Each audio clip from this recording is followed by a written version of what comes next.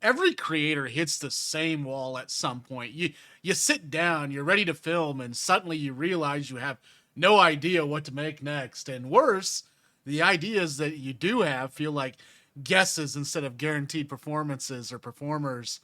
The difference between channels that grow fast and channels that stall is not talent, editing, or even consistency, it's the idea selection. The truth is, successful creators are not guessing what might work. They're pulling from the repeated idea system that stacks the odds in their favor every single time. And if you want video ideas that consistently perform, you need to stop brainstorming randomly and start sourcing ideas from proven frameworks that are already validated by audience behaviors. And the first and most reliable system is what I call the proven topic loop, which means you only create videos around ideas that have already worked either for you or for someone else in your niche. Instead of chasing originality, you chase confirmation. If a video got views once, it can get views again with a new angle, better packaging, or updated information. And this immediately removes the risk of creating content no one cares about. And the second system is audience driven ideation, too, which means your ideas come directly from real questions people are already asking. This includes YouTube searches, the suggestions, the comments, or your own videos, comments on competitors' videos, Reddit's threads, and even Google autocomplete. When people repeatedly ask the same question, that's just not curiosity, that's demand. And your job is to package that the clearest way possible, fastest, and the most compelling answer to that demand. The third system is performance stacking, where your identity, your top performing videos, and break them down into components you can reuse. Look at your best videos and ask what specifically made them work. Was it the topic, the framing, the promise, or the timing? Then rebuild that structure with a new angle. If I tried X for 30 days, worked once, it can work again with a different variable. If the truth about X pulled views, you can apply that same framing across multiple topics. And this is how you turn one winning idea into 10 without starting from scratch. Another powerful approach is the curiosity gap method, which is about creating tension between what the viewer knows and what they want to know. The strong ideas often contain a built in question that demands an answer. Titles like Why Your Channel Isn't Growing or What Nobody Tells You About Tiny Living work because they imply hidden information. When you structure your ideas around unanswered questions or unexpected truths, you increase the likelihood of the clicks because people are naturally driven to resolve uncertainty. Then there's the contrast principle, which is one of the easiest ways to generate high performing ideas. And this involves putting two opposing things against each other, like cheap versus expensive, beginners versus expert, or myth versus reality. Humans are wired to compare, and comparison instantly adds clarity and intrigue to your idea. Cheap versus expensive solar setup is inherently more clickable than just solar setup guide because it promises a decision outcome. Another system that consistently works is the transformation framework, where the idea is built around a clear before and after result. People don't just want information, they want outcomes.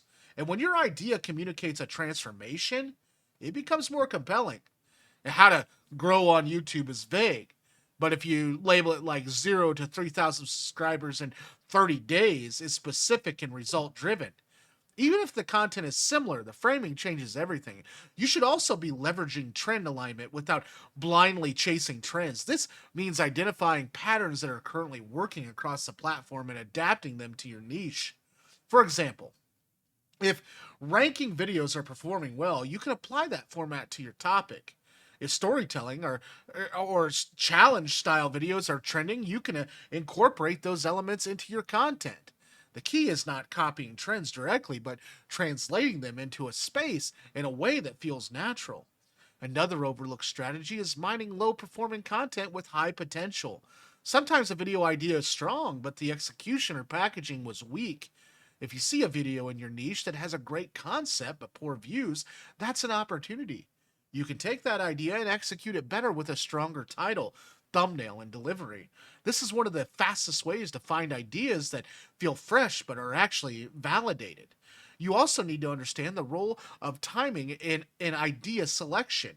Some ideas perform better at specific moments, like seasonal content, industry shifts, or emerging problems people are starting to face. If you can identify that what people are about to care about instead of what they already moved on from, you can gain a massive advantage.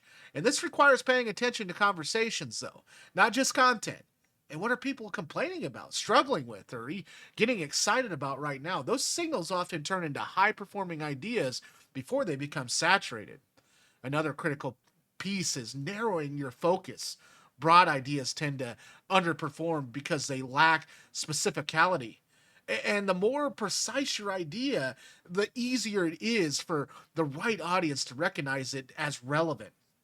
Instead of how to save money or go with how I cut my expenses in half in 30 days, specificality increases the clarity, and clarity increases the clicks. You should also be building an idea bank consistently instead of wasting or waiting until you need an idea.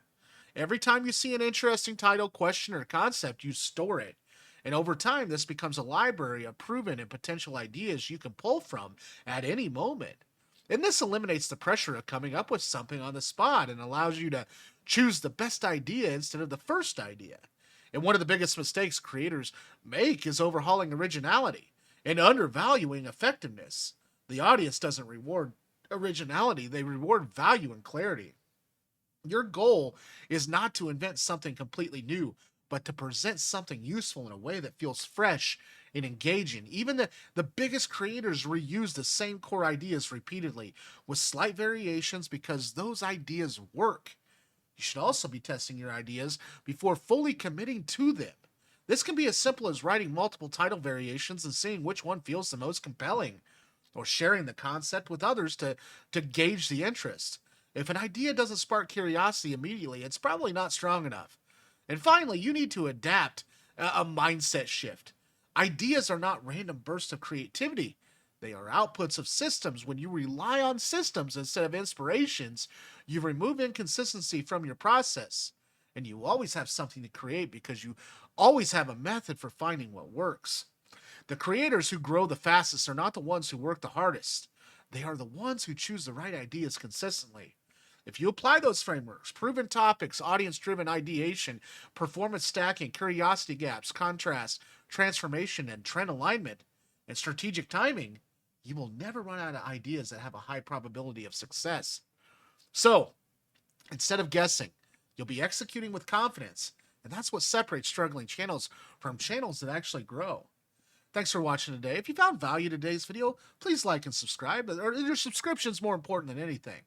If you found value, please subscribe and also check out this video on the right. It can also help you on your YouTube journey. Thanks for watching, and we'll see you tomorrow on the next one.